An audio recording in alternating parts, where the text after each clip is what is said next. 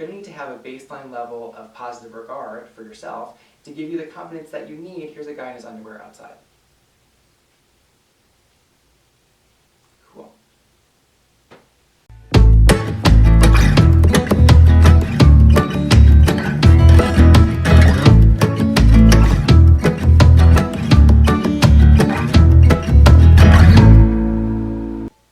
Hey everybody, welcome back to the Quarter Life Crisis Project. My name is Ryan Ricardella and I am so glad that you are here.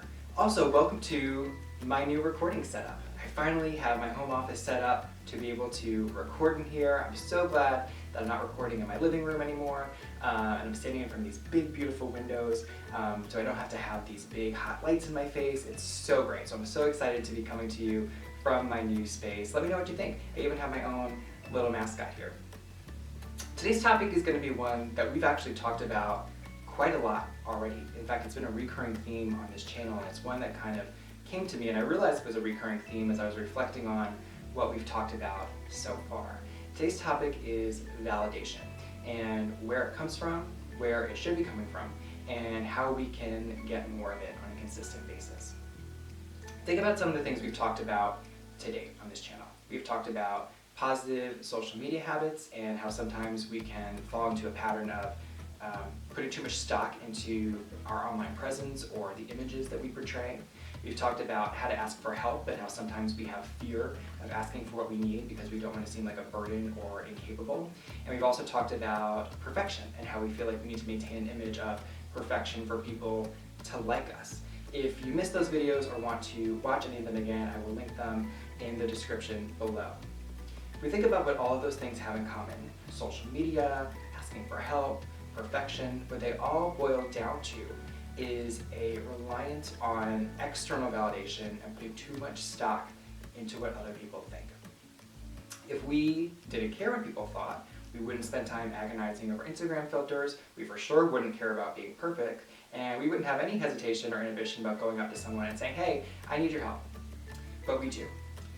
We put way too much stock into what people think, and it conditions us to not take risks and to spend time on things that are not fulfilling or productive, like agonizing over what filter to use or spending time thinking about whether or not your outfit looks right. And none of this is conducive to creating joy for yourself, towards getting you any closer towards your goals, and it ultimately is not a good use of your time. There's a great saying that says, do not put the key to your happiness in someone else's pocket. I am very much guilty of this. I'm terrible with keys. Which reminds me, I'm not fully sure where my house keys are at the moment. Give me 1 second. But yeah, that expression is super valid. The key to your happiness is the most important key that you have, second only to maybe your house key. And if you give it to someone else, your joy, your passion, your sense of worth is now reliant on someone else other than yourself. When we look at people who are chronically unhappy or who suffer from depression, one of the main things that characterizes their conditions is a perceived lack of control. They feel like no matter what they do, they're at the whim of their circumstances or other people, and nothing they can do can make them feel better, right? When you give the key to your happiness to someone else, you're setting yourself up to be unhappy. If you want to take one thing away from this video, let it be this: external validation is extremely unreliable. For you to feel empowered to go out and have new experiences or introduce yourself to new people, you're going to need to have a baseline level of positive regard to give you the confidence that you need. And you're the only person that is there 24/7 to give you that validation. So, how do we start to take ownership of where our validation comes from so that we can have that consistent level of positive regard?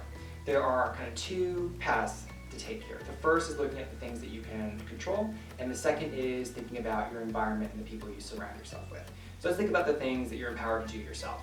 And really, it all ties back to the very first video on this channel, which is being kind to yourself. I will put a card right here so you can click on it and watch the video, and I'll also put a link in the description below.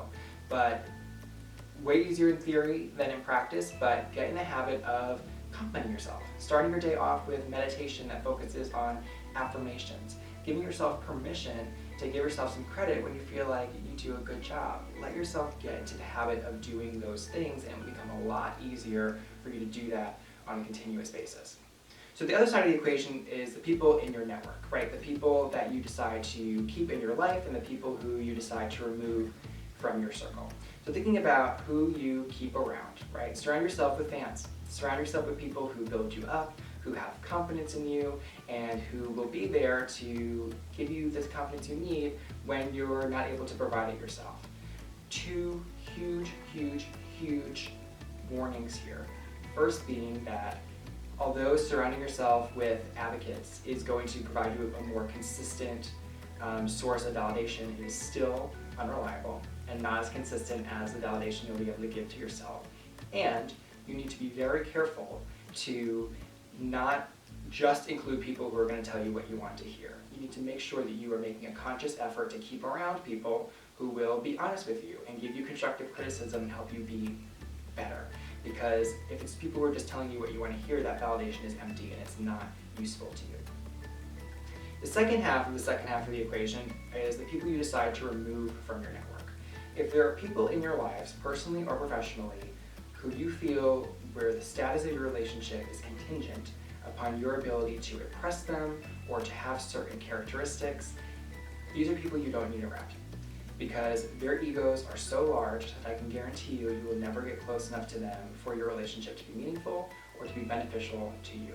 And no matter what they might tell you, your time is valuable and they're not worthy of it. So these people need to get gone. I'm really glad that we got to talk about this topic. This is something that for me, when I think about the root of what makes me unhappy, it's in times when I feel like I am not making other people happy, or I'm not being impressive enough, and all these things that really just don't matter.